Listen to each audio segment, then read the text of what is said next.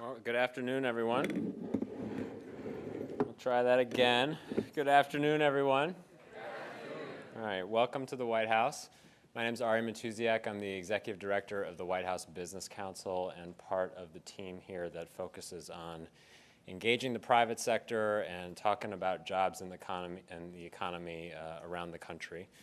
And we have the opportunity to get all over America and meet incredible people who are creating jobs and investing in their communities and growing their companies and thinking about the future and winning it.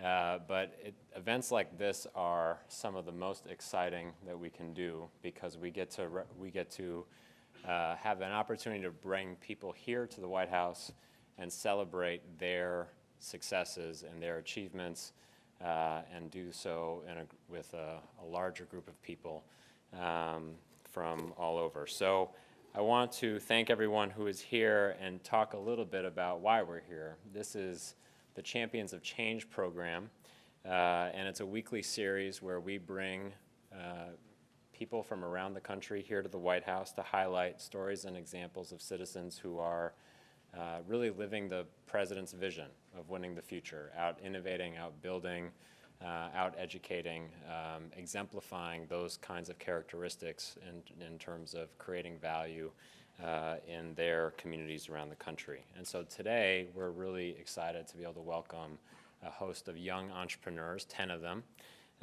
from across the country. And we're going to introduce them, and then our hope is really to get involved in a conversation here. So we'll have an opportunity to listen to a couple of people from the administration, talk a little bit about what's going on here, to take a couple of questions from the audience, but then really to open it up and have an exciting dialogue because we have the benefit of some really great talent here. And if some of you brought your resumes, I'm sure they'll talk to you after. So without further ado, I want to introduce our champions. We have Toria Blanchard, who is the founder of Good Girls Go to Paris Crepes in Detroit, Michigan. She's also the founder of Rodan and Little Vera and Udi's, all of which sound much cooler than any place that I could go to myself.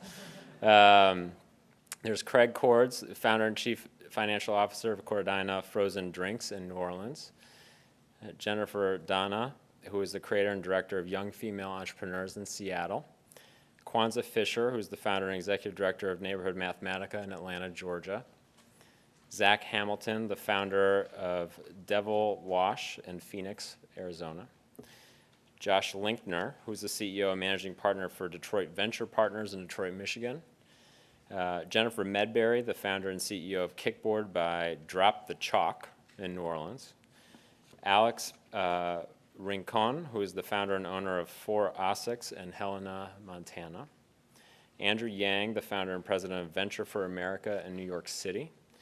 And Erica, is it Zedel? Zidell, who is the founder and CEO of Sitting Around in Seattle, Washington. And then we also have Susan Kroger, who's the chief creative officer and co-founder of ModCloth in Pittsburgh. She was unable to be here today. So why don't we give them all a round of applause.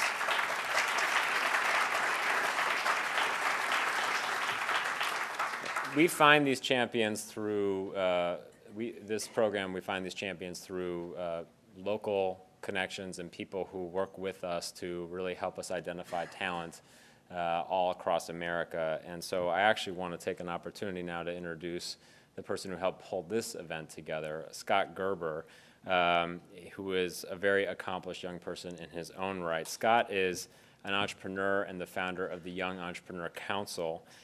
He's also an active investor and the author of the book, Never Get a Real Job. So I would like to read that book, actually. Where's Scott? Bring him up. Come on up, Scott. Thanks.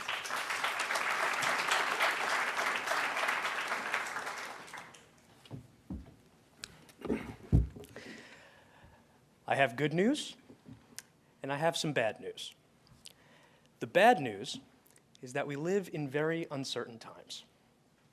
Last Monday, the stock market dropped 630 points, the Dow.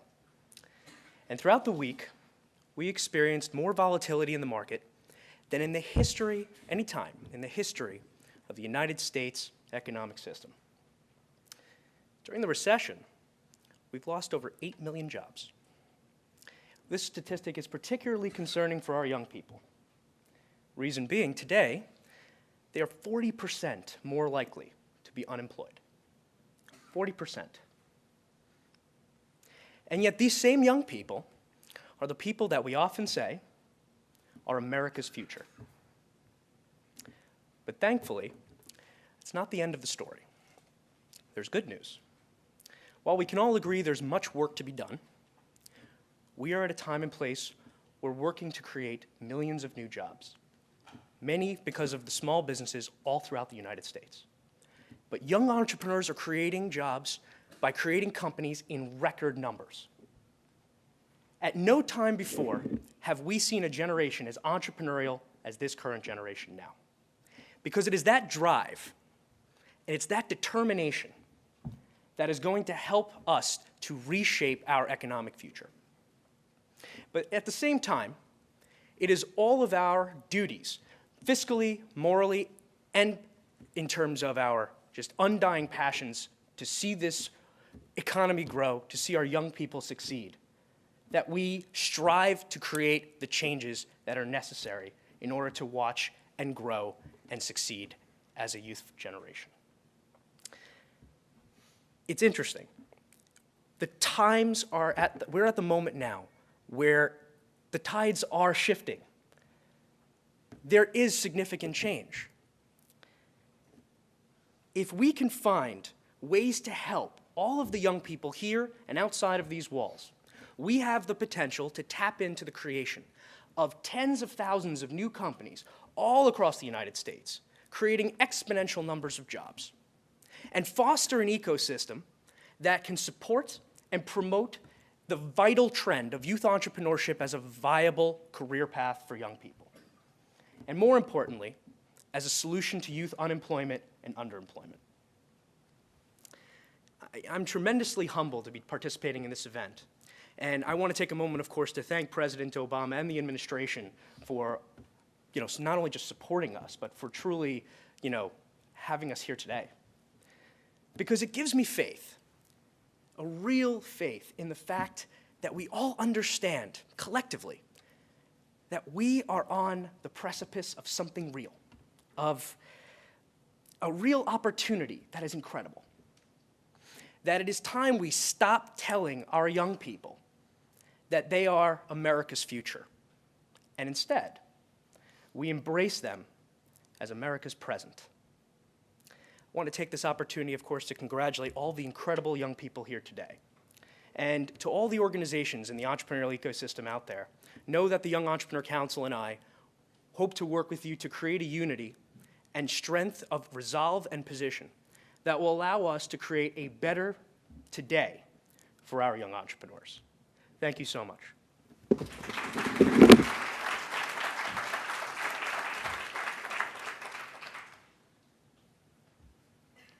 Well, thank you, Scott. Those words ring very true. And we have had an opportunity to meet young entrepreneurs around the country and in our travels. And one of the truisms is that there is an energy level and an appetite for creating value and thinking about investing and thinking differently about how to shape careers and pathways than maybe really at any point in our recent history, which is somewhat a reflection of the times, but also a reflection of the opportunity that we have here. So thank you for all the work that you do. The next person that I'd like to introduce is a good friend and a wonderful asset in this administration and to all of you, Deputy Administrator of the Small Business Administration, Marie Johns. Marie is a rock star. She's been recognized as one of the 25 most influential black women in business by Network Journal, one of the 100 most powerful women by Washington Magazine. She has a lot of accolades after her name, But the most important thing about Marie is that she is one of the most committed people I've ever met when it comes to working with business owners around the country and making sure that they get connected to the resources and programs that are going to help them grow and succeed. She's passionate about these issues. She's passionate about this community in particular, and so it's a great honor to be able to introduce Marie Johns. Thank you, Ari. I know I'm in great company when I have the opportunity to share a mic with Ari and Scott, so I'm in the right place. Ronnie, thank you for the invitation to be here this afternoon, and congratulations to the Champions of Change. When I first got here this afternoon, I slipped into the room where you were doing your video clips, and I tell you, such an impressive group, and the personification of what the president talks about when he says, we're going to win the future, because this is what it's all about. It's about young people starting businesses, becoming entrepreneurs, and leading our country into a strong economic future. I'm pleased to be joined by two of my colleagues I see, Jack Bianco and Aaron Andrew, who are in our Office of Entrepreneurial Development at the SBA. And we talk a lot about young entrepreneurs at the agency, and it's wonderful that so many students are here from the great universities, our local universities, George Washington, University of the District of Columbia. There's some people here from Howard University. Just one personal moment, I spent many years on the board at Howard, so go Bison, I'll just say that, and then move on. When we talk about young entrepreneurs, that could be the young person who's just graduated from college and decided, instead of taking an internship somewhere, decides to go into business. Or it could be someone who steps into a business that mom and dad built, and they're taking it over, taking it to the next level. But in these tough economic times, we're counting on young people to take the risks, take that step forward and become entrepreneurs, and become those game changers that we need in order to strengthen the economy. Scott talked about this, the fact that the unemployment rate among young people is stubbornly high. The numbers vary depending on what slice, what your definition of young is. But last year, the unemployment rate for people ages 16 to 25 rose to 20%. Now, when you look at a wider swath, 18 to 35, this year it improved somewhat to 12%, but when you factor in that number as well as the fact that for minority youth the number is much higher, it's just not a good number at all, and there's a clear and urgent need for young Americans to become more involved in creating new jobs. And quite frankly, it's never been easier to start a new job, to start your company as it is today. With new technology, the tools are there, it levels the playing field between larger companies and smaller companies in terms of what you're able to do. You don't need a lot of equipment or even an office space. You just need good technology and a vision as to what you want to do, as our Champions of Change demonstrate. And that's why the Obama administration is so committed to building and supporting the next generation of entrepreneurs. We want to help you turn your ideas into real businesses that allow you to grow and, most importantly, create jobs.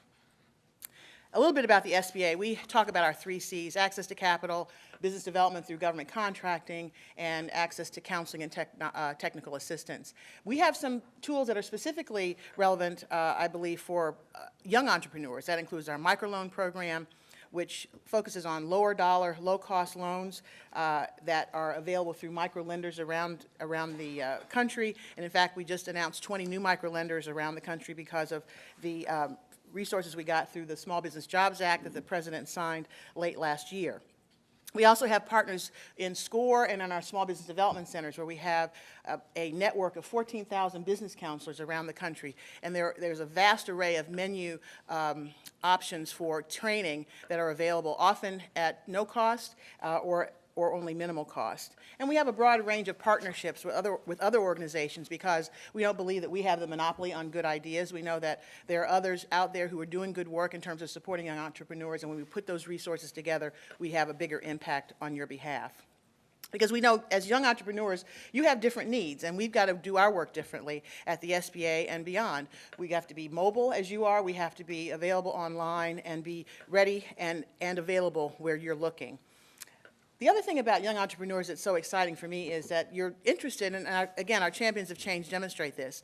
You're interested in doing well, certainly as a business, but you're also interested in doing good. And so the notion of the double and triple bottom line companies is very exciting.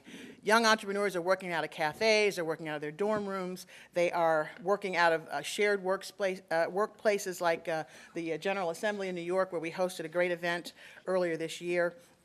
And you're often bootstrapping your companies as well as looking at taking out a loans. I mean, the variety is endless. In May, we hosted a packed house of young entrepreneurs talking about how we can support your efforts more effectively. And it was really thrilling to see the response. We had 300 people in the room. We had over 10,000 online who participated. And what that said to us clearly was that we've touched a chord, and so we're now in the process of planning a series of young entrepreneur events around the country. And we're hoping to stay in touch with all of you to help us ensure that those events are shaped in a way that are most useful. We created Startup America, which is leveraging federal resources to support startups and putting $400 million in private sector funds into the hands of new businesses. And so more information about that is available through the SBA and also through the web. We've launched a new set of tools at sba.gov/young entrepreneurs, and this page has links to resources, to online courses, mobile apps, and other tools that are specifically useful for young entrepreneurs. So we're constantly looking for ways to make sure that we're tailoring what we're doing in a fashion that is going to be a useful set of tools for you so that you can, again, grow those businesses and create the jobs that we need, whether they're Main Street jobs or high growth, high impact jobs in the technology sector, brick and mortar, or online. All of it matters, and all of it is exciting in terms of the opportunities for job growth, for business growth and job creation. The next generation of entrepreneurs is going to, there will be the next Steve Jobs included in the group, but it's also going to be made up of many more folks who are this generation's moms and pops who are making the vibrant retail corridors in our neighborhoods around the country. Just wanted to hold up a couple of examples of this next generation of entrepreneurs and the exciting things they're doing. One example is a gentleman by the name of Mason Fuller. At 23, Mason went into business selling used medical equipment on eBay. He joined an SBA mentoring program and learned how to expand his business, and he eventually took out an SBA loan. And he now has offices in Seattle and Boise, and his sales have grown from $25,000 to just under $2 million. There's also Kevin Plank, who in 1996 was a football player right here in the region at the University of Maryland. He got tired of having to change out of his sweat-soaked T-shirts after football practice, so he got together with a teammate, started Under Armour in his grandmother's basement. Early on, he got an SBA loan, and today Under Armour is a multi-million-dollar publicly traded company. And then there are entrepreneurs like Antoine Ford and Andre Rogers, who actually started at George Washington University. They were undergraduate students together, and they started a company called Enlightened. At the beginning, it was just the two of them. And today, they're a management and technology consulting firm in Washington, D.C. I have worked with them, mentoring them some years ago in their business, and they've taken advantage of SBA programs like 8A, the Mentor Protege program. They're located in a hub zone, and they have been able to win government contracts and grow their business. And today, they employ over 120 people, and they're giving back to the community in very important ways by teaching young people about entrepreneurship and working as mentors to smaller companies. So their examples, just like the Champions of Change, are examples of how young entrepreneurs not only start businesses, grow businesses, and create jobs, but they really do transform the communities where they're located. And we know you have big ideas, and what our commitment to you is at the SBA, we're going to have big tools to match those big ideas so that as you start and as you grow, that we'll be there to help you every step of the way. Again, congratulations to the champions. Thank you all very much, and we look forward to your questions later. Thank you.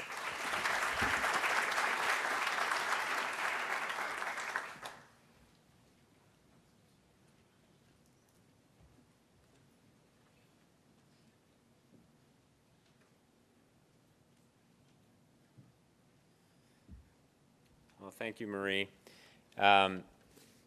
So a part of the why you're here is because this is an effort that's coordinated by something in the White House called the Office of Public Engagement, which sounds very serious and formal. And it really is the front door of the White House and the administration to the American people. And it is one of the things that the president was most adamant about in terms of making sure that it was a robust effort and really carried forward his values and beliefs from the campaign and just his life as a public servant and activist. And for the first 2 years, the Office of Public Engagement served that mission and was very active, engaged, and with all kinds of constituencies across the country. But in the last few months, the Office of Public Engagement has really kind of put a few rocket boosters on its back and taken off, and that is because of the next person who I'm going to introduce, John Carson, who is the Director of the Office of Public Engagement and Deputy Assistant to the President. John was the field director for the campaign. He was formerly the Chief of Staff for the Council of Environmental Quality here in the administration, and is the reason why we have the Champions of Change program, and really a big reason why we are so much more out in communities across the country and engaging with people in real time and in their backyards and in their and in their office places and places of gathering. So it's with great pleasure that I get the opportunity to introduce John, and who's going to talk a little bit about the program and everything else. All right, thank you, Alex. Hi, everybody. Welcome to the White House. Oh, good catch. I got your attention, didn't I? All right. Well, now that you're all awake, that was a very good catch.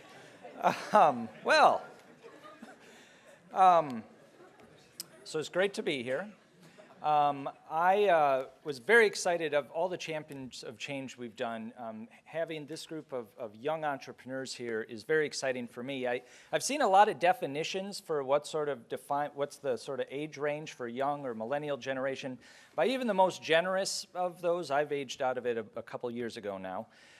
But I do feel like I know this generation incredibly well. As Ari mentioned, I was on the campaign, and I've yet to meet anyone who's probably supervised and seen the work of a bigger group of this young generation at one time than I was able to on the campaign. And let me tell you, I know there's lots of different names for what this generation is labeled as, but to me, this generation is the next greatest generation that is going to lift this country up just like that greatest generation did after World War II. And the folks here on stage are champions of change, are the leaders in what's happening. I graduated from college in the mid-90s from an engineering school and had classmates who were, it was a good economic time at that point, and I had classmates who were getting signing bonuses for signing up for jobs 6 months before graduation.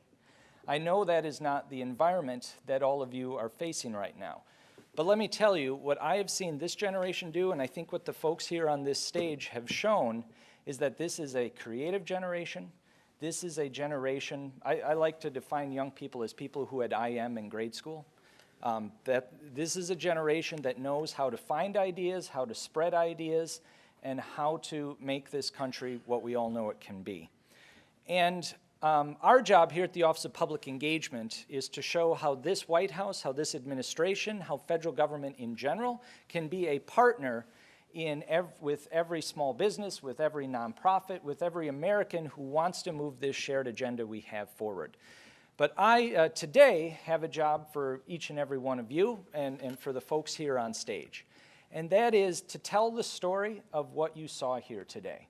To, when you get outside of our not very wireless compatible auditorium, to tweet about the fact that you were here. To, if you have your own blog, to write about write about what you saw. To take a look at what some of these companies are doing and tell the story. Take a look at our website, whitehouse.gov/champions, where you will see all the inspiring stories of Americans who are making change in their communities across the country. I ask you to do this really for two different reasons. One is, right now, we live in a time where I think we are surrounded by information, but nobody knows what's going on. I think, theoretically, every program that the federal government makes available to help entrepreneurs, to work with nonprofits, to help communities, theoretically, all of this information is available right online, and you could find it if you just knew what to put into Google. But what we find out over and over again is that people, they don't know how to access the information, the help that is available to them. The other phenomenon that I think is going on right now is that bad news and negativity travels in bulk. And what makes people feel pessimistic about where our country's going spreads pretty quickly. But the good news and the signs of hope and the signs of where this country is heading, led by this generation, it travels one individual success story at a time. There's a cynical view right now that people don't want to hear a vague version of what things could be. They want to see concrete examples of change that's happening, either in their own community or in a community or a situation that they could imagine happening in their lives. The folks here on stage, these entrepreneurs, are making that happen. So we need your help telling that story, because with these two sort of realities of how communication works right now, the fact that information is theoretically available everywhere, but it's not getting where it needs to be, and also the fact that people view everything they hear through a cynical filter, what breaks through that is the influencers in everyone's life. When it comes to finding out about an opportunity to partner with the federal government or an NGO that's working on an issue you care about, the number one way people find out that information is from someone that they trust. And each and every one of you in this room, and particularly our folks here on stage, you have a circle of influence. You have a circle of people who listen to what you put on your Facebook page, to what you put on your blog, to what you are talking about, probably a much greater circle than you can even appreciate. And in fact, we don't view this as just sort of another channel of communication and information. I honestly believe it's the number one way that information is traveling right now. When it comes to those success stories that are pointing to, if they can do it in Detroit, we could do it here. When it comes to how can I find a best practice that worked in another community, the number one way this information gets from community to community, from entrepreneur to entrepreneur, is through those circles of influence, those circles of people that are listening to each other. And so that is my ask of all of you today. Talk about the fact that you are here, and talk about the fact that this White House cares about lifting up stories of success of young people like we have on stage today. Talk about spend some time at the SBA website. I can't tell you how often I hear, there really ought to be a program that does X, Y, and Z, and I send them the link to the page on SBA that does X, Y, Z, and ABC as well. And just a big congratulations to our champions, but I think because of the example that you have set, there are probably young people in your circles of influence, in your communities, whose lives are better because you have shown them what is possible. When I graduated in the 90s, I had friends that probably took that engineering job when they could have started a company. You are a generation that are creative perhaps because you were forced to be, but you need to celebrate that, you need to spread that, and I know you're doing that every day, and would just ask each and every one of you to help move that along. So thanks for everything you're doing. Thanks for all the companies I know all of you here in the audience are going to go out and create. Let's keep fighting every day. Thanks.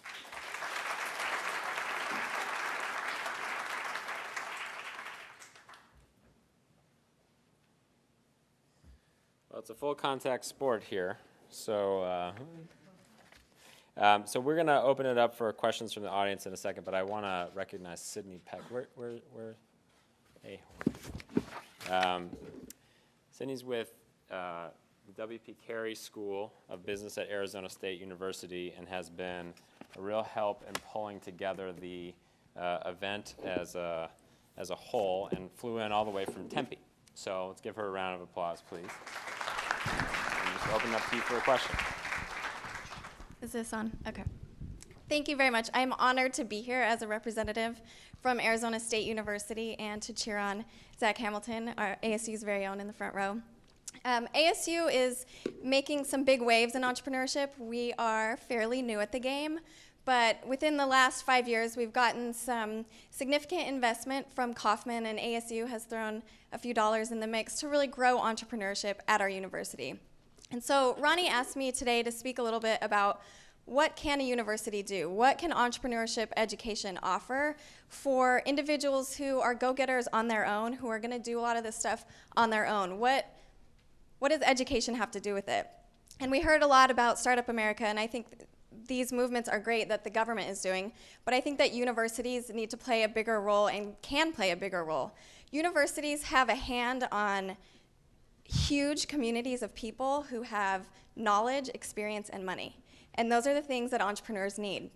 And I teach entrepreneurship, so I also would like to say that I believe that there are a lot of valuable things that can be taught in the classroom, such as, okay, you have a great idea. What do you do? How do you start market research? How do you approach someone who wants to invest in your company? How do you take that step as a 19-year-old person who's intimidated by the entire startup world?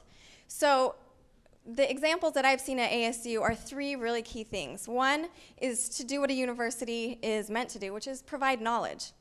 Access to any area that students want to learn about. Don't just have students come in, join the business school, and say, that's all you're going to learn. You don't get to learn engineering. You don't get to learn design. You don't get to learn science. Let students explore. Let them learn about a lot of different areas so that they can see what's right for them, what they're passionate about, and better yet, down the road, if they are a business student, they can communicate with an engineer. They can communicate with a designer as they build their companies. And then they have a network where they can utilize these people to become business partners. Two is what I was speaking to earlier, which is resources. Universities need to continue to connect students with experienced mentors in the community, people who have gone down this path and can speak and support these entrepreneurs and help them along the way. The next big one, capital. We at ASU are very lucky. We had a huge donation that started the Edson Fund, and every year we get to give away $200,000 to students who have worthy business ideas. And Zach, I'm sure will speak to that a little bit as he has been a recipient numerous years. This is a huge deal. You hand a student who has a great idea $10,000, $20,000 and say, go make it happen, and it's a grant and they don't have to pay it back and they don't have investors knocking on their door. It's a huge deal for students. And the third thing that I've seen ASU do that I would encourage other universities to do is to just encourage the entrepreneurial spirit. Universities, just like the government, just like big corporations, are full of red tape and bureaucracy. Startups aren't. So the only way to encourage students to do that is to behave that way yourself. And we're very lucky. Our president, Michael Crow, has pushed down from the top for faculty and staff to behave in the entrepreneurial spirit just like the students are. And so it's a hard process, of course. We are a huge organization. But we're getting there, and we're encouraging students to be creative, break the rules a little bit, do something differently. So I strongly believe that education can play a huge role in entrepreneurship. And no, we cannot take credit for students like Zach who do really well. But what we can do is take those students who have that fire in their belly, give them the resources, give them that step up, and really help them to succeed. So those are my thoughts on entrepreneurship education. And now I'm going to open it up to all of the entrepreneurs on stage.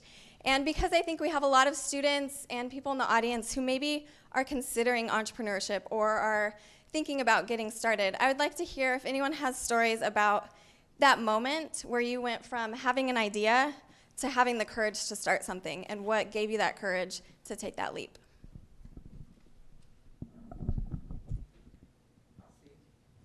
Hi, everyone. Hi. I actually started Good Girls, Go to Paris Crepes. One day, well, I was a French teacher for about 5 years, and one day I went to the YMCA. I was taking a spinning class, and I missed the class, and I thought to myself, why was I so busy that I missed this class? And I just had what I call my Fight Club moment. I just said, this is your life, and it's just ticking by. I was like, what do you really want to do? And I like making crepes, and I like collecting French movie posters. So I said, okay, I'm going to combine this and start a creperie. And I walked downstairs. There was a little kiosk. It was like 48 square feet. It's probably bigger. You know, you have closets bigger at home. And that's where the first Good Girls started. So that was my moment of, okay, you know, it's crazy. You know, just tell your job, oh, I'm going to quit the job, and I'm going to not get my check and I could get insurance, whatever, but there it is. So we'll just go down the row. My idea actually started as a little bit different. I was actually sitting on the beach, and we got kicked off for having glass beer bottles at the age of 23. And we looked down, a little kid walked by with a Capri Sun pouch and said, "Why not put your favorite frozen cocktails in a pouch, and you can take them anywhere?" And so with that crazy idea, having no experience, I graduated in finance, having no experience in the beverage industry, much less a highly regulated industry such as alcohol. We built our business on Google, asking, Google the questions, asking everybody that I could find how to formulate a product, how to get the proper licensing from the government, which, it's a stack about this thick, licenses that we have to hold. But, the aha moment, was born on the beach, and I'm going to steal Jennifer from Drop the Chalk's statement, which is, if you're not embarrassed 6 months into it, then you're too late. And that's one of my favorite quotes that I've heard her say, and it really is true. If you're not embarrassed to do something, then you probably really are too late. So. Well, my name's Jennifer Dono, and I own YoungFemaleEntrepreneurs.com. And so my actual business is Ovaleye. We host websites, and I own it with my parents. And so when I got into entrepreneurship, it was right after college. I graduated in 2007 from the University of Washington, and I'm 26 now. And my parents actually sat me down and said, "What do you want out of life?" And I think that's a huge question for everyone that's graduating from college, right? You're like, what am I going to do now? I just finished college. That's what I had planned so far. And so basically what they had said to me is that with entrepreneurship, you can really have whatever you want. That's where you get the most freedom out of life. And so that was kind of just like a no-brainer. Well, sure. So my parents gave me a huge stepping stone with that. And Young Female Entrepreneurs, what I'm trying to do with that is give a stepping stone into entrepreneurship to other women like myself, into business. Yeah, I kind of lost what I was saying. But that's basically my aha moment, was freedom. Hi everyone, my name is Kwanzaa Fisher, and I'm the founder and executive director of Neighborhood Mathematica, and we send volunteer math coaches to high-need areas to work with students for 10 weeks, after which they come together and represent their neighborhoods in competitions. And my aha moment was actually 3 a.m. in the morning about a year ago. I was driven by by the thought of education culture. How do we close achievement gaps? And my thought was that we have to create a culture of education in communities outside of schools. And so at 3 in the morning one night, I was just thinking about this, like, what does this look like?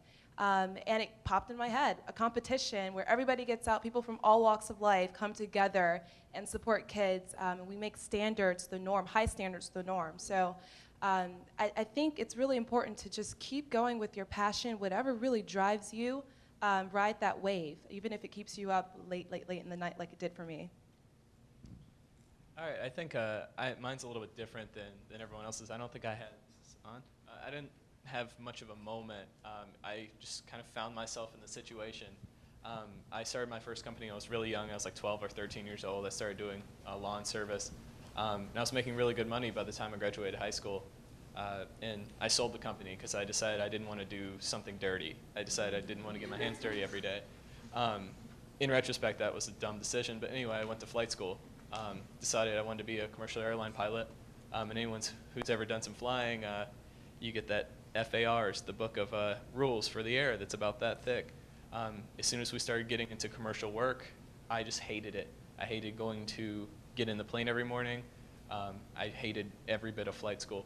So the bug had already bit when I was in high school, so I started another company and decided that's where I'm the most comfortable. Hi, my name is Josh Linkner. I'm the CEO and managing partner of Detroit Venture Partners. I have a confession to make. I think I'm the old man up here on the group at 41. In fact, I think I'm in the wrong room altogether.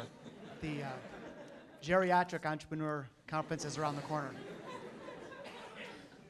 But I have had the opportunity in my career to look at entrepreneurship from a lot of different angles. I had the privilege of founding and building 4 technology companies over the last 20 years. And now I moved to the dark side, and I'm a venture capitalist. So I'm helping to invest in and back great entrepreneurs today. And to me, what has been the inspiration in each of the cases where I've started a business, and in many of the cases now where we're funding new entrepreneurs, is people who are wanting to really make a significant change and do something different, deploying creativity and innovation in a meaningful way that isn't just another copycat. It isn't just a Me Too player. As a venture capitalist, I see pitches all the time, and if someone pitches me another Groupon copycat, no thanks. But what really gets people's attention in not just capital but also consumers is when people do things that are remarkable and they solve problems in a new and compelling way. So I would suggest to any aspiring entrepreneurs that rather than just launching yet another something else, try to find an opportunity that you can really be different, where you can be a category of one. Because what the world really craves, I believe, is things that are remarkable, original thought and innovation. That's what has carried the day for me in my career, and I think that's what will carry the day for you as well. Hi, I'm Jennifer, founder and CEO of Kickboard by Drop the Chalk, which is an education software product that was really born out of my own experience in the classroom as first a middle and a high school teacher. And so I, like Zach, I don't really think I had a moment. I just had a series of moments, days in and out of the classroom over a 3-year period, where I was just frustrated by the status quo and itching to really do something else. And so for me, it wasn't so much as like a plunge or just that leap of faith, but just stepping back one day and saying, I'm going to try this. I don't know where it's going to go, but knowing that you start small, and so to pick up where Craig left off, for me, it's you just have to start as small as you can go, and your first idea for the company or your first prototype is not going to be perfect, but you'll learn a lot from putting it out there and getting feedback, and that's where I've gotten today. Hello, everyone. I don't think this is on, but I'll just talk anyways. My name is Alex Rincon. My nickname is Papu, and that's what I more commonly go by. I own a clothing store in Montana called 406, which represents the area code for the entire state of Montana. But yeah, so one of the largest states and less than 1 million people in it. But the store, more than just being a retail store, is a really active member in the community. It hosts art shows, video premieres, concerts, community events, barbecues, and we do a lot with local schools and nonprofits. The reason I started 406 though is because I had gone to Carroll College in Helena, Montana, and graduated with a triple major, business being one of them. But even after college, was still working at these retail jobs, 9 to 5, just to get by month to month. And I call it my quarter life crisis. I turned 25 and realized that I was just working a 9 to 5, on a strip mall, and really didn't want to do that. So I rode my motorcycle around 3,000 miles that summer, fly fishing around Montana. I chased snowstorms once the snow started falling on my snowboard, and went and visited a friend in San Francisco. And we went to sushi one night, and he said, "Dude, what are you doing?" And I said, "I don't know." And he's like, "What do you want to do?" I'm like, "Well, I really want to do something in Montana. I really love Montana, and but I don't know if I want to do something in art and music or just in retail."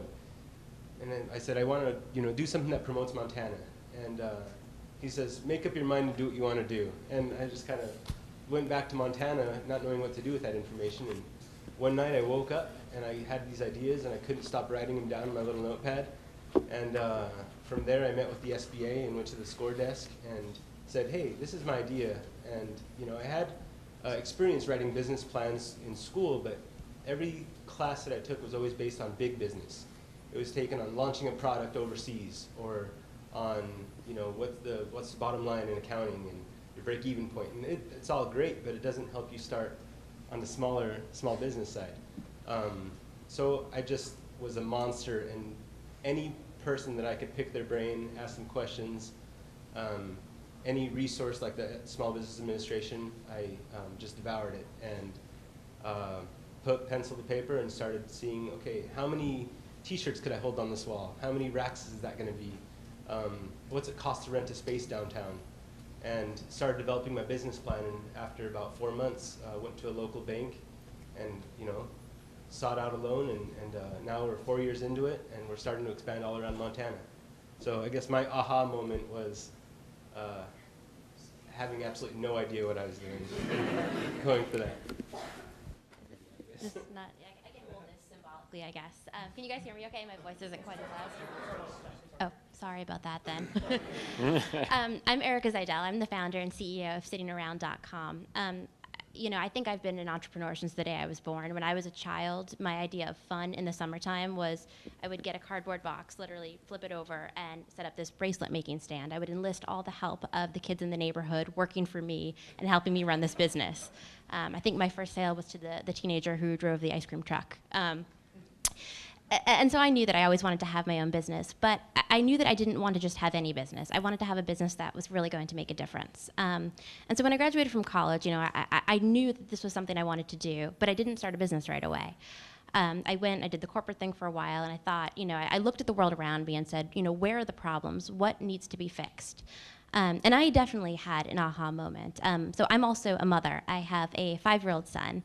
And around the time that my son was 3, I was talking to actually another parent, and I was complaining about the fact that, it's very, very stressful. Working, being a mom, I really don't go out. And childcare outside of daycare is very, very hard to coordinate and very expensive. And she looked at me and said, well, why don't you join a babysitting cooperative? And I said, a what? What is a babysitting cooperative? And she explained the concept to me. Babysitting cooperatives, they're groups of families who actually trade childcare with each other, taking turns watching each other's kids. They build community, they save money, they make it really, really easy for parents to find and coordinate care. However, most parents like me had not heard about babysitting cooperatives. So I said, there's a problem, and there's a solution that can make so many parents' lives so much better. And so that's really, how the idea for Sitting Around was born. Sitting Around is a website that makes it easy for parents to start and manage babysitting cooperatives, but it's also evangelism for the babysitting model itself, the babysitting cooperative model itself. It's really going out there and educating parents that there's a better way to acquire childcare. Hello, everyone. My name is Andrew Yang. I'm the president and founder of Venture for America. I'm right behind Josh as the old man of the group. Venture for America is a fellowship program that sends recent college graduates to work at startups in low-cost cities. So those of you who want to work with Josh or Jen, I'm very happy to say that Venture for America is working with both their organizations. I think along with being the second oldest guy on the group, I was probably the least enterprising recent college graduate among the group, because when I graduated from college, I had no idea what I wanted to do. So I went to law school, and my aha moment was sometime that first year at a law firm. I think I was knee-deep in a box of documents and realized that that instead of reading about people doing something, I wanted to do something myself. So I started a company when I was 25, and this also is somewhat different from the rest of the group in that my first company struggled quite mightily to the point it actually went out of business about 1.5 years later. But I think one of the great ways to have an aha moment is like Zach and Alex and me, to have a job you really don't want to go back to. That helps a great deal. So I was determined to follow the startup path and ended up being mentored by a couple of other entrepreneurs over a 5-year period, and then ended up the CEO of a company. As you can tell, I must be a little bit older to have done all that. But another piece of advice I'd have, in addition to getting a job you don't like, is if you want to learn how to to build a company, it's to work for someone like the other people in this group, because by supporting someone who's building a company, you'll be able to get a lot of the experience and then be better situated to do so yourself. And that's really what Venture for America is about. It's about providing that pathway for recent grads. Great. You can just hold on to that if you don't mind. Thanks, Andrew. Being knee-deep in boxes at a law firm is definitely something that will make you consider a different career path. So, where's Tim? Tim Williamson? Hey, Tim. Tim is with Idea Village. He's the founder and CEO of that organization in New Orleans. It's a great organization that is a real model regionally and around the country for recruiting and retaining entrepreneurial talent locally in New Orleans. And so I want to welcome you, Tim, and offer you the opportunity to ask a question. Great, thank you. And I think I am the old guy here. So about, I guess, 10 years ago, I was a young entrepreneur born and raised in New Orleans, and moved away to New York, Boston, Atlanta, Pittsburgh, and moved back home to New Orleans. And the moment for us, or for me, was coming back to a city that was declining.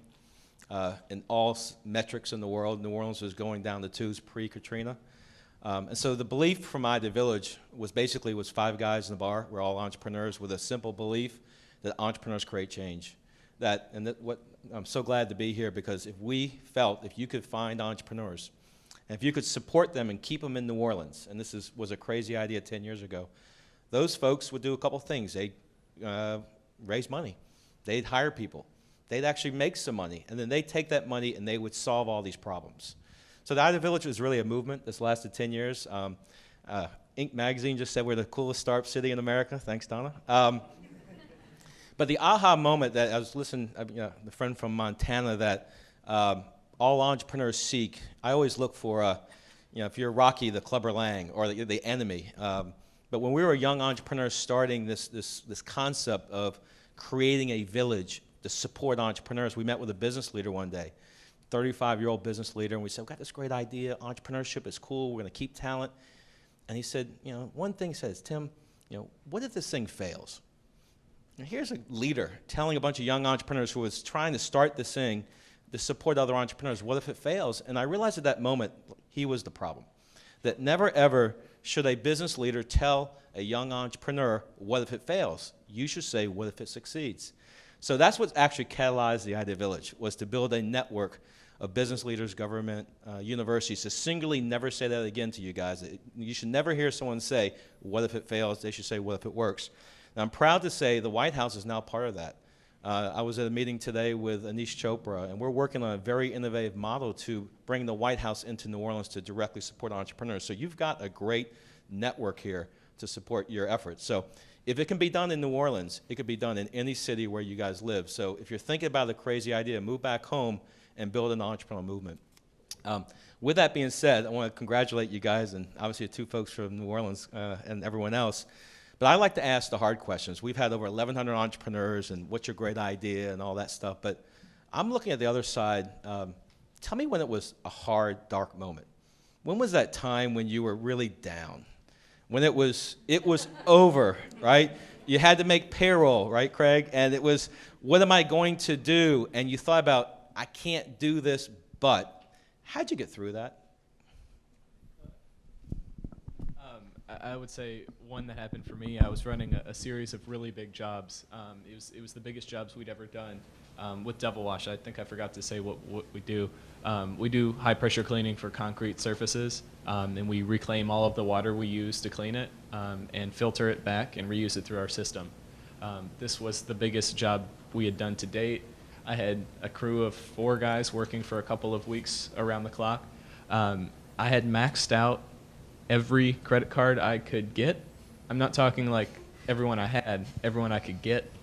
I had borrowed money from my little sister. I had borrowed money from my mom, my dad, anyone who would give my roommates. And my card got declined when I went to buy myself and my guys who were on the site McDonald's. I go, this is a problem, we got to put fuel in this stuff. Like that was when it was about as bad as it could get. But we pulled through. There's ways around any failure that you're going to have. But yeah, the low on cash is definitely probably the biggest thing that happens to all of us. Is there's not enough zeros ever.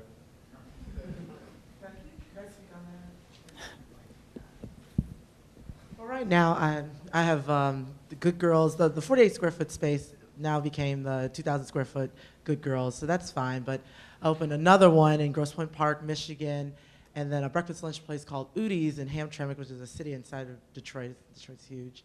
And I'm currently doing a bar. So my dark moment is I'm still going through it. I mean, it's just a matter of, now it's fine, everything's come together, but just getting the money together and, and you're up at night and you're like, oh my gosh, you have all the weight of the world on your back. But I knew that, for me, Detroit is a great place to start a business. And I know, everybody's very supportive there. And I know that the funds are there if I just keep pushing, and it all worked out, so. Let me make a quick comment on that. There's a great quote, an Emerson quote, that says, one can never truly savor success until first tasting adversity. And I think that's so true. The entrepreneurial path is never a straight line. If it was, I don't think we'd be entrepreneurs. It's the opposite. There's all these high highs and very, very low lows. But sometimes the darkest moments are the ones that become the greatest inspiration moving forward. And when you have the courage and fortitude to take those challenges head on and ultimately overcome those obstacles, that gives you a reservoir of confidence to take on the next challenge and continue to step on the gas. So, I mean, just in our case, I had a company called ePrize, which I started in 1999. Everything was going great. We had venture capital funding. I just made a bunch of commitments on a promise from our VC that we were going to get another $3 million of venture funding. And I got this call saying, hey, Josh, we like you and all, everything's cool, but we've decided to get out of the venture capital business, so good luck.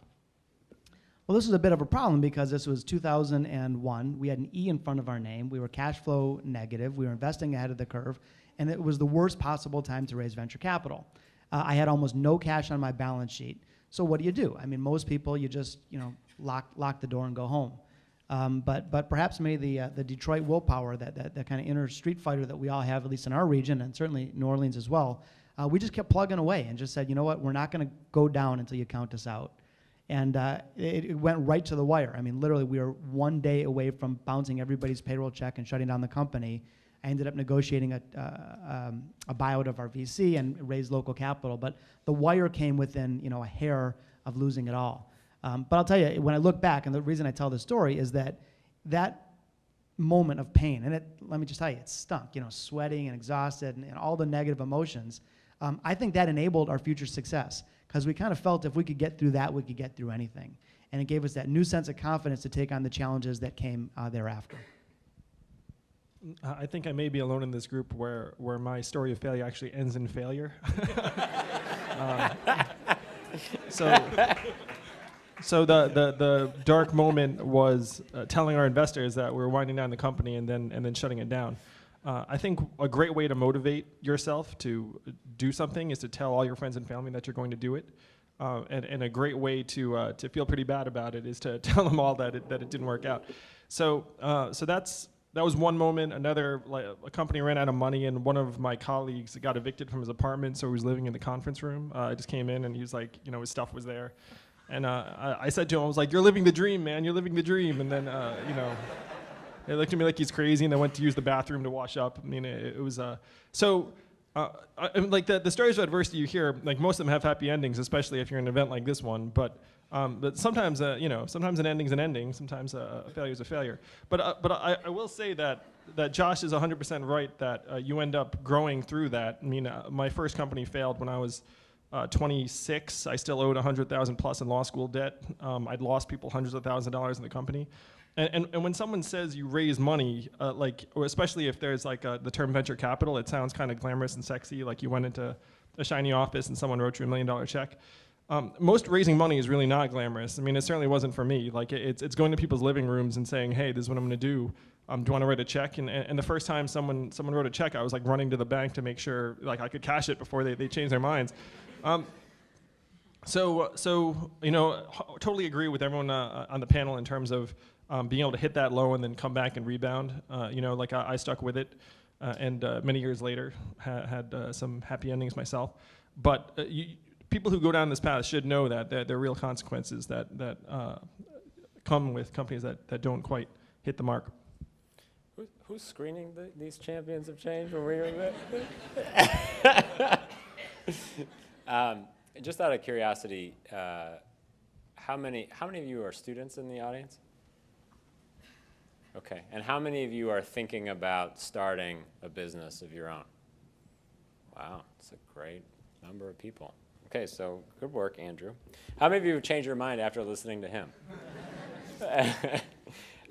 We were actually just in Oakland last week, and the CEO of Pandora was out there, and when I think of Pandora, I think of the direct connection to anything productive that I get done at work is related to whatever channel I'm listening to on Pandora. They were turned down for capital 500 times. So I guess the persistence really does matter. I think we've had some great questions from our good and trusted colleagues, but I think it'd be great to just open it up here to people in the audience if you have questions of our champions, and we can continue the conversation that way. Maybe we can take one of the mics and move it around, or we can use these mics here. Who has a question? Start there. Yeah, congratulations everybody.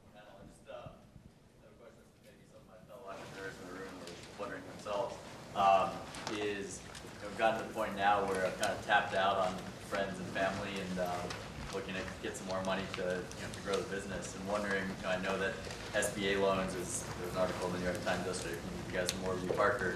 SBA loans are a little challenging for recent startups because of the whole tax returns issue. Just curious if there are any innovative ways that you guys have come up with to raise, I'm talking maybe $50,000, not anything huge, but any suggestions you guys have? Great. Do you have a 401k? Yes. Cash it out. That's what I did. Yes. Listen, look, this is what I did. My parents were not going to give me money to start a creperie when I was teaching for 5 years, had a nice job. So I just took my 401k and cashed it out just as well. I mean, it was, but I mean, it all worked out. If you need the money, I mean, that's a quick way to do it. Other suggestions? So I taught as well, but where I taught, they didn't give us 401ks. So 3 years after that, for me, the option was, and many people in the room know this as a history of Drop the Chalk, business plan competitions. We've won about 4 of them. Start with your local community. Tulane, for us, has been exceptional because they are really pushing forward entrepreneurship, social entrepreneurship as well. And it's a great way for you to bring interns and other young people into your company as well, because I founded the company just at my kitchen table, came up with the name, filled out the necessary forms and mailed them to Baton Rouge, and then just started programming. But I built a tool before I really built a business. And then I went and enlisted the help of a lot of Tulane MBAs. We sat down and cranked out a business plan in about 24 hours, literally the 24 hours before the business plan competition's deadline was. And then we just started researching other competitions across the country, and that helped us refine our pitch so that by the time we actually got around to raising some real money, we felt comfortable getting up there and talking about our ideas. And if you're at the $50,000 level, that's really perfect. Another idea and it's actually something that we did also, and it may sound kind of scrappy, but in entrepreneurship, you have to be scrappy, is to figure a way to make money off of someone else's idea. And an example of that is we were part of Idea Village, and my business wasn't, fully capitalized yet, and there was a flip-flop company that had a need, and we had a warehouse, and we could fulfill it, and so we charged him to package his flip-flops and ship them out, and we made over $20,000 one summer just by fulfilling a need from him to fund our business. So, just figure a way to use someone else's business to, generate additional cash. It might not be your core competency, but it's a way to get there.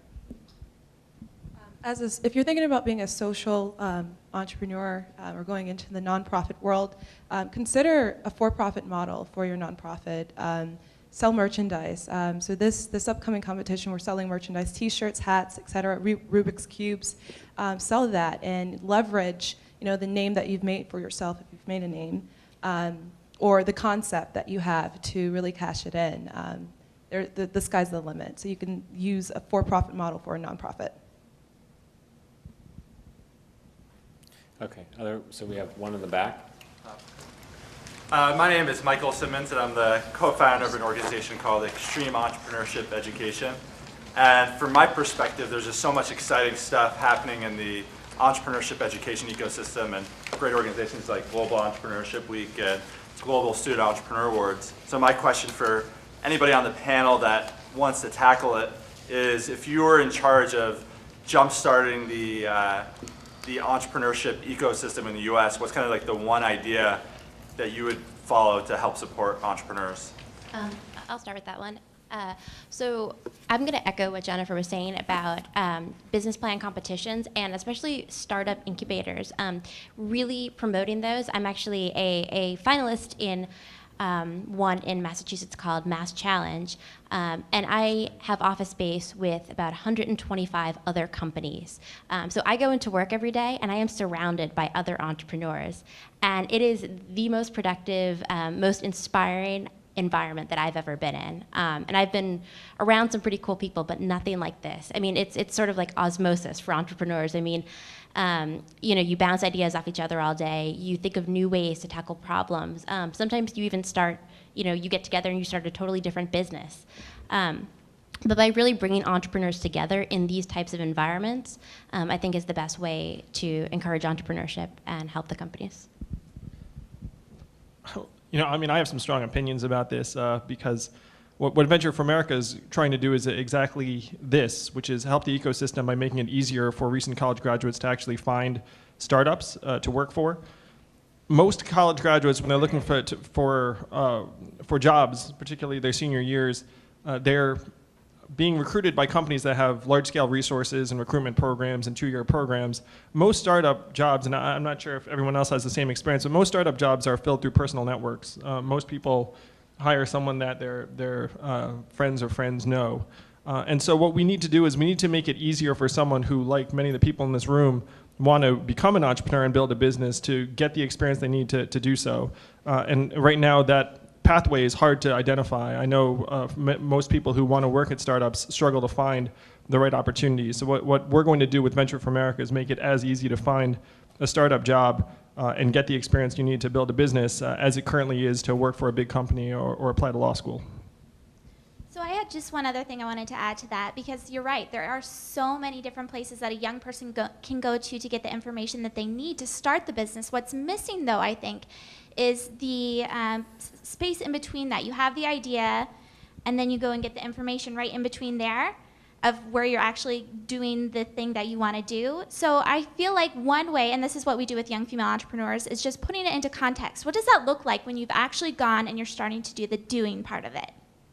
So I think just events like this, when you're highlighting people that are doing the doing, you're tweeting about it, you're getting it out there saying, oh, well, this girl had this frustration and this is what it looked like and this is what got her out of that. So it's just putting into context something that you've always been thinking about so you can compare your situation to someone else.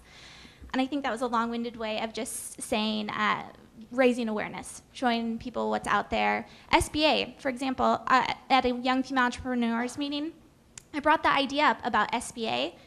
Probably one other person knew what SBA was. That's a problem, and that's something that all of us can fix easily by tweeting about it, by telling our peers, by coming together, forming networks. So, yeah, that was my. Others on the panel want to say anything about that? I want to just note Doug Rand, who's a colleague here at the White House in the Office of Science, Technology Policy. He works on, as part of the team working on Startup America here, which is one of the president's main initiatives and drives toward increasing entrepreneurship and supporting entrepreneurs around the country. And there is the government side, which is Startup America, and the nonprofit side, which is StartupAmericaPartnership.org.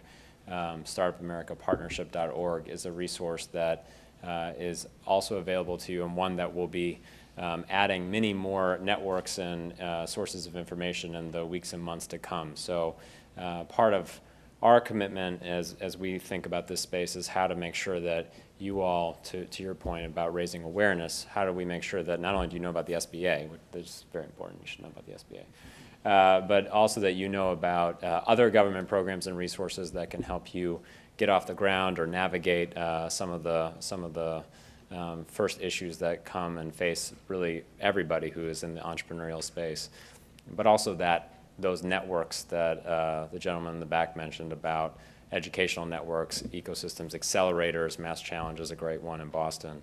And so we want to make sure that we're connecting you. Are there other questions? Let's go here. Hello, my name is Andrea Ruiz, and I go to the George Washington University, so coming from the student perspective, I'm very interested in what is more along the lines of social entrepreneurship, and I think that we all share the same qualities. So this question is for all of you guys. There's something that business models can do to be successful, be profitable, and help their community. What do you think you guys are doing right now to help your community, aside from generating jobs, which is really important? And what do you think that you can do, combining your resources with the issues in your community, to make your business not only be profitable, but also be positive for your community? So that's my question. I'll take that one real quick. That really hits close to home for me. My business, again, is a for-profit retail store, but some might look at me as a bad entrepreneur in the sense that I don't have a focus on the profitability of the company, although it is very profitable. My focus is exactly on the community and not just providing a service for the community by offering products that aren't available there, or jobs for some of the college and high school students, or a fun concert to go to, but more so on the social causes of each community, whether it be education, whether it be a children's hospital, whether it be, we held a fundraiser for the earthquake in Haiti. We do different things like this, and we don't do it as an advertising thing or a marketing thing. We do it as this is what we think how businesses should behave. I feel that a lot of businesses, especially big businesses, tend to lose that sense of social responsibility, and they operate more off of profitability. In my process of how I've run my business, there's definitely some times where I know that I could make more profits if I went one way. For example, our #1 products are our name brand clothing, 406 Clothing, and it's all made in the U.S. And even though I'm just a little store in Helena, Montana that's making some T-shirts for around Montana, it doesn't make a huge impact. But if more businesses adopted that mentality of supporting local economy, I really feel like it would grow a lot bigger from that. A lot of our customers could care less. If it was made in China, I'd make 3 times as more profit. They're still happy they have a product, but it stops there. Giving back to the community, I think, is what's grown my business. Everyone that supports the store feels like they're contributing to their local community, not just some retailer. So I guess I'm kind of all over the place there, but what I'm trying to say, I guess, is definitely focus on what the cause is and go for that, and good things will come. Yeah, that's what we're doing here. So we launched Detroit Venture Partners about a year ago, my partners and I, and with a couple purposes in mind. One, we felt the region is vastly underserved from a venture capital standpoint, that there's amazingly talented entrepreneurs and technology and great universities, and really a lack of organized early stage venture capital. But what we're trying to do is not just sort of make money, but make a difference in our city and help rebuild our city through entrepreneurial fire. And what we're doing is trying to say that it's okay. I mean, it's always the first person that gets out there and puts themselves out is very scary. But once others see that it can be done, then it provides more of a safe environment. And so we're trying to seed a lot of businesses in downtown Detroit and show that it can be done, and show that people are passionately committed to the cause. And I think, in other words, we're trying to create a symbolic effort in addition to our own for-profit capital effort. And the nice thing is it's starting to get some momentum. We recently brought in a new partner to our firm, Irvin Magic Johnson, who's a Michiganian by trade. He lives in LA now, but he saw what we were doing, got excited about it, and has invested a lot of money with us to help rebuild Detroit. So we think that, while that's a nice PR win for us individually, more importantly, it's a win for our city and our region to show that, hey, this is a place that people who have the opportunity to invest anywhere choose to invest in Detroit because we can make a real difference. I think that businesses should really recognize and emphasize the marketing opportunity that's available when they're investing or giving back to the community, and really focus on that. They're gonna spend money on marketing and advertising anyway. Think about ways in which you can use your already established goal or inclination to support the community and also market at the same time. So in a sense, killing 2 birds with 1 stone. And I think people really need to remember that fact that they can indeed market themselves through supporting causes. Other questions? We have one here. Hello, my name is Kyra Eubanks, and I represent Howard University's ACAP program. As a youth ambassador of HRN's Princess Foundation, my question is, what do you suggest are good ways to keep people in middle school and high school programs in school become more entrepreneurs? What do you suggest are good ways? Well, I would say giving them the opportunity. I mean, as I mentioned, and I won't talk about my son the entire time, but as a mother, it's amazing to see what young people can do if given the chance and what they're capable of. So really giving them the ownership to take that initiative. Competitions are a great way to incent that and to really give them the opportunity to showcase to other people and to instill that sense of pride in themselves that they can accomplish these things and to work to strive harder to do so. Yeah, I would like to comment on that too, just because I started my first company, I was like 12 or 13 years old, so that age group right there. And what kept me around is actually started to get some results. I was actually making money and getting laughed at the whole way. by my teachers, classmates, and everything. You know, who wants to be friends with the kid who mows lawns? But you know, and it's actually giving them, one, the chance, but also just the support, just the, hey, you're doing a good job, as opposed to acting like they're doing something wrong by not doing really well in school and not doing all of this stuff that you're supposed to do. What's wrong with starting a company and going the way that you want to go? One other add to that, I actually think there should be a mandatory course in middle school called Making Mistakes. Because the thing is that we're taught that mistakes are horrible, and it's the worst thing you can possibly do, and they should be avoided at all costs. But in reality, mistakes are simply the portals of discovery. And I think at an early age, if we can learn the difference between risky things like that would endanger safety and responsible risk-taking that would empower people to go out on a limb and try new things and really create. Now, the problem often in schools, both public and private, is we're taught to follow the rules, guess what the teacher knows, there's only one right answer, don't ever make a mistake. But if we do that in real life, that's a surefire path to mediocrity.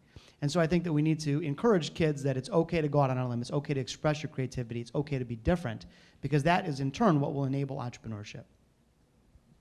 That's great. In the back? So my name's Jason. I'm not representing anything. Just have a question. One of the things that Scott spoke about that I thought was really powerful was that we need to reduce the unemployment rate, in particular among younger people. And it's great for all of us to go out here and start companies, right? I own one. I'm very fortunate about that. What's going to actually get you guys, from a government standpoint, because we have so many great government people here, to hire more people? Because ultimately, is there anything the government can do, and I don't mean to be politically insensitive, but I mean practically, to do to get you to hire more people and grow your business? Is there anything they can start doing or stop doing that would help you as the executive who runs it to go out there and hire more people now?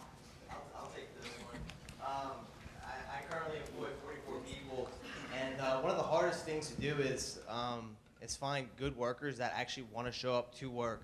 And you know, there's been times where I've had to decrease the pay for certain actions, and I've been told 3 or 4 different times that I can make more money on unemployment. I'm just going to quit, which is actually kind of sad to say, that you have a job, but yet you're going to go try to file unemployment or go back on unemployment and not work, which actually makes absolutely no sense. So I think I heard someone say on the news, or a senator say, one thing that we could do is create these little vouchers, give them to companies. Instead of giving the unemployment check to Jay, who's sitting on the couch, give them to a company. They can only hire from this pool of people who are unemployed.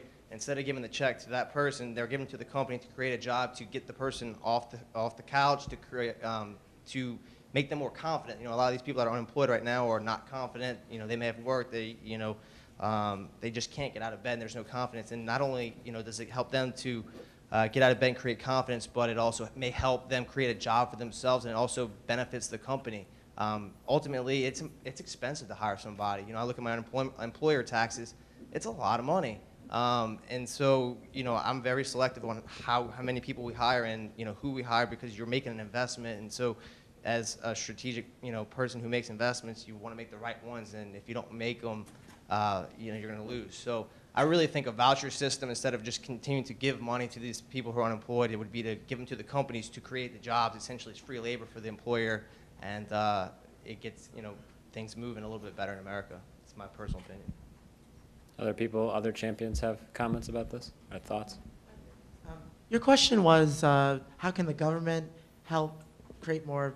What was your question again? Sorry. Yeah, the short of it is, since we have all these great government leaders here, what do you think the government can do that will actually get you to hire more people? They can either start doing or stop doing, from a practical standpoint. Currently, right now in Detroit, the government has actually been very active in giving loan funds through different nonprofits, giving money to the nonprofits to give to me to start more businesses. So that's how I started, from being a French teacher, opening up several businesses, and there it is, I guess. So that's the way that the government has stepped in to create more jobs. I would add that I think increasing the number of grants to startups and small businesses, especially along the lines of performance-based. I know, as a CEO of a small company, one of my biggest challenges is raising money. And raising money is a distraction from my core business, which is not about raising money. I raise money so that I can, so that my business can grow and so that I can hire more people. But there's sort of a yin and yang problem there where, you know, I can't grow it until I have that money. And so for, you know, for high growth startups, I think more government grants and easier access to that money. I think there's a lot of potential grants out there that small businesses have trouble finding out about. Anybody else want to jump in? Just want to comment later on down the life cycle, not so much early stage, but I think that the IPO market had shut down so much because of Sarbanes-Oxley and such overly burdensome regulation. And you know, when you look at the entire path of the entrepreneurial effort, from, you know, starting something in a garage to ultimately having an exit, which gets, you know, folks like us at venture capitalists excited about it. If a major source of exit, the IPO market, is either overly burdensome or closed, or requires you to get much further on, that actually slows the rate of entrepreneurship in my mind. So I kind of feel like most entrepreneurs will figure out how to get it done. They don't need a handout. They don't need the government to hold their hand. They don't need. But what they want to do is have a regulatory environment that's supportive overall and isn't putting a burden on entrepreneurship. It doesn't slow things down. In fact, it accelerates it. Great. I think we have time for one more question. Sir, in the back. I just love this topic of mistakes and failure, and I just want to dwell on that if we can just for a second. I'm Jonathan Altmans with the Kauffman Foundation, and I also run Global Entrepreneurship Week. And first of all, I want to say, Jerry, don't worry, you're not the average Kauffman. We have one data point says the average age of a U.S.-born entrepreneur is actually 39 years old. So you know, don't be too frightened about this.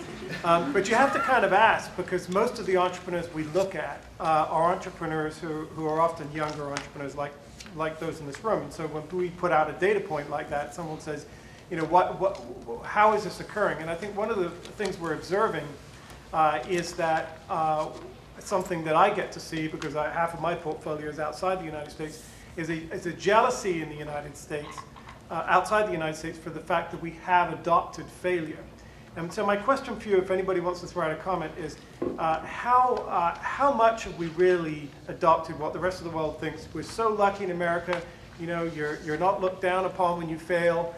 You get back on the saddle and you do it again. But how much do we actually really practice what people say we preach? I've actually started trying to not use the word failure anymore. I tend to try to use the word recycle. You know, there are ideas, there are people, there are teams that form firms and will go on and form more firms. And you know, maybe their biggest success will come when they're 39 years old. But anybody got a comment on this about whether we could be doing better collectively as young entrepreneurs? I started my first company when I was 19 years old in microchips. But the most successful one was 12 years later. And so I ask you, how much is failure a critical thing for us to adopt more deeply? I would say that, you know, it differs. So failure from people, from others, they accept failure. So if I were to fail at something, I would get the support of my peers. But the internalization from me and the pressure that I put on myself, I don't think, I would say, if anything, we put more pressure on ourselves to be successful, and that, you know, as very driven individuals, we are our harshest critics. So I don't see it. I see compensation for what actually goes on behind the scenes. Real quick, I know a lot of people gasped when I said that cash out your 401k, but that's what I did actually. And when I started my business, I just bet everything that it was gonna, you know, succeed. I just said, I'm gonna put my whole life, my money, all this money, and if it failed, I would have been totally comfortable with that, and I would just do something else. Oh, I cash out my 401k, so what? I'm young, I'll just start saving some more money. I mean, I think we need to embrace that. If any of you out there are interested in opening and starting a business, you have to be very comfortable with failure. And if you have to be comfortable if you lose everything, that you can accept that, you can move on and keep going. I like one of my favorite things about being an entrepreneur is no matter what happens, it's your fault.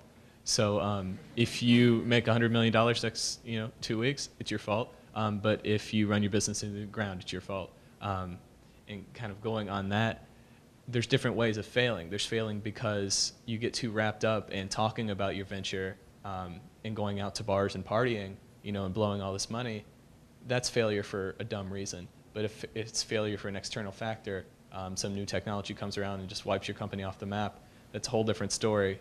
That's an acceptable failure to move on from.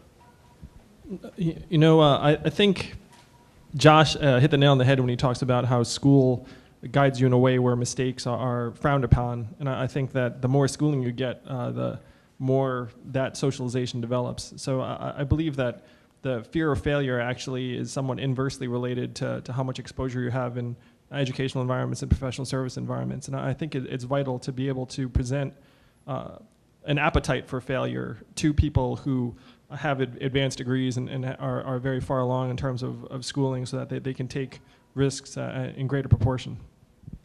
I've had the chance to, really privileged to talk to a lot of, fairly successful people.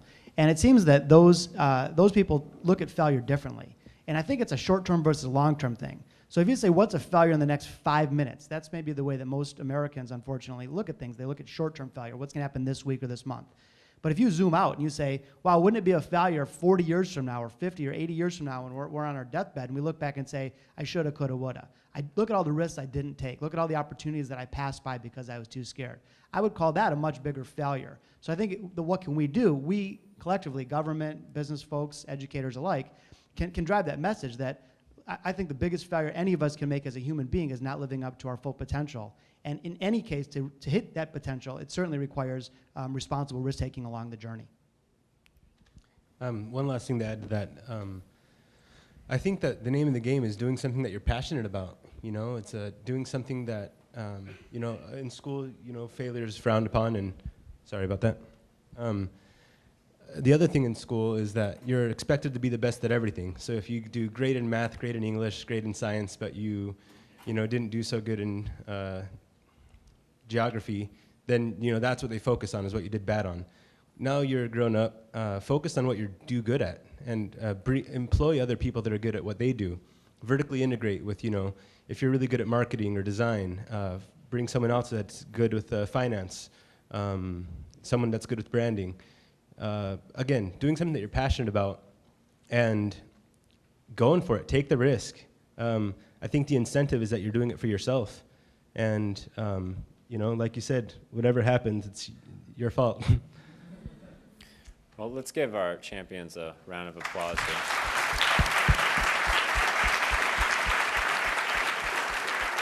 This has been a great conversation, and I do want to, I'm going to introduce Ronnie in just a second, but I want to take a moment of privilege here and just say that, one of the great opportunities of convenings like this is that there are a lot of people who aren't on the stage who are also talented, have a lot to offer, and a lot of advice to give. And I would encourage everyone here to linger a little bit and try to find one another and make connections and start conversations that hopefully can last beyond this gathering here today. And it's something that it's part of what we hope happens through this series. And it's a great group of people who are here, not just on the stage. Obviously, we have wonderful people on stage, but everyone in the room. One of the people here who's is responsible for this whole thing happening is Ronnie Cho. Ronnie is actually one of our newest colleagues here in the Office of Public Engagement, and he is the new liaison to Young Americans, and is really just, this is his first event, so I think he did a pretty good job. So we should give a round of applause for Ronnie and then bring him up. Hello, everyone. So this is my first event, and I hope you enjoyed it. I certainly did. I want to thank everyone who came. I know our champions themselves have traveled great distances at a very compact timeline. And so I want to say how grateful we are that you are here, but more than that, grateful for all the things that you're doing to win the future for this country. But keeping with that, you don't get to be invited to the White House simply because you're that great. I mean, you are great. But you get here because others believed in you. And we've had a lot of people here who believed in you, who believe in you, who have nominated you, who have supported your businesses, family, friends who help max out your credit cards, max out their credit cards, and really invest is the word I want to emphasize. And this concept of investment within ourselves, our communities, our neighborhoods, our family is the only way we're going to continue to lead the world the way that we have. And speaking from a young person, and so many of us here in this room are of this generation, that we have this tremendous opportunity, if not an obligation, to seize upon this moment and emerge as, John Carson had said, the next great generation. The resources that we have here are really unparalleled. We are technology natives. We are of this time. We are of this era. And the world is a lot smaller than it's ever been, and that's an advantage. And as entrepreneurship is a core American value, that is a tremendous competitive advantage that we hold versus virtually every other country in the world. And that gap is narrowing every day. But as long as we are investing in ourselves and each other, I would never bet against the United States, and certainly not against this generation, of which I am very proud to be a part of. And so with that, I encourage you, as John had said, to share the stories that you have heard today. And hopefully they have inspired you to go home, not only to start your own companies, but to help the young person in your life support theirs. And sort of, let's move this forward. Let's keep it going. And again, we're winning the future every day, and it starts in places like this, but it really happens in communities when you guys go back home to wherever you came from. So with that, I'd like to introduce one of our great partners in developing and shaping this great event, Christine Logario of Inc.com. Christine, are you here? You're right here, all right. And so she'd come up and give some final remarks. And again, thank you so much for being here. My contact information is in every single one of your packets, so I look forward to hearing from you. And I have your contact information because you sent me your Secret Service data, so I can track you down, and I will. So, ladies and gentlemen, Christine.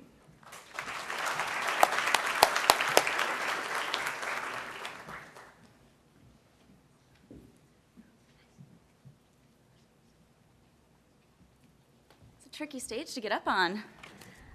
Thank you so much, Ronnie, and thank you so much for putting this together. It's amazing to be on stage with all of you wonderful entrepreneurs, and thank you for sharing your experiences with us, just being here today, and thank you for being the catalyst of change in your communities. As a reporter for Inc., I spend most of my days talking with young entrepreneurs, with startups, and with the innovators in our country. I hear three things very, very often, and the first one is, are you going to write about me? The second is, starting a business is the hardest thing I've ever done. The third is, am I crazy? For the third question, I always answer a definitive no. It's true, starting a company is one of the hardest things a person can do, but today it's one of the most important. And as we've heard today, young entrepreneurs are some of the people with the coolest ideas in this country. They're creating jobs, they are innovating, and they are inspiring others to do the same. We've heard from people like Jennifer Medbury, who's changing the way we think about educating our kids. We heard from Josh Linkner, who's working to change the future of Detroit, one of this country's most important and most depressed cities. And there's also Toria, who cashed in her 401k. They're all very different, but we're here with the same goals.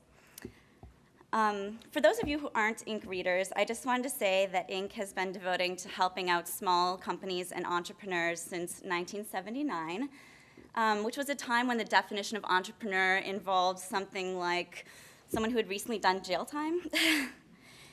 Then as today, we understood that the real business news happens every day in the country's small, privately held companies, not on Wall Street. In these private companies, drama unfolds every day, where innovation, creativity, and a strong sense of purpose results in job generation and these fast-growing companies.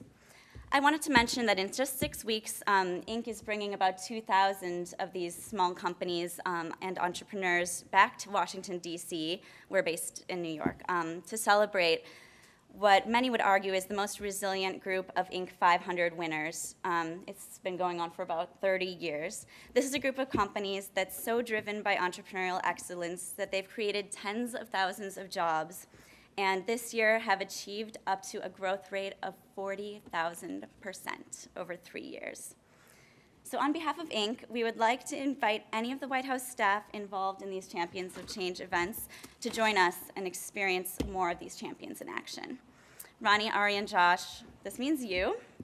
And I'd like to say from myself and everyone in the room, a sincere thanks to the Obama administration for putting this series together.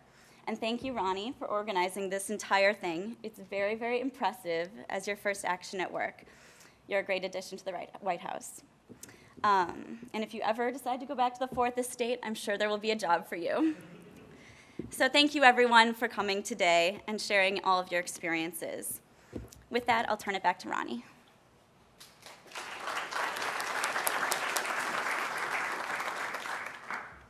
All right, folks. Well, that concludes our program. I want to say thanks to all of our speakers, our program developing team that we've put together here, and get home safely. Remember to tweet at White House, #WHChamps once you get reception out of this building, and let us know anything that we should know about that you're working on in your community. Thanks.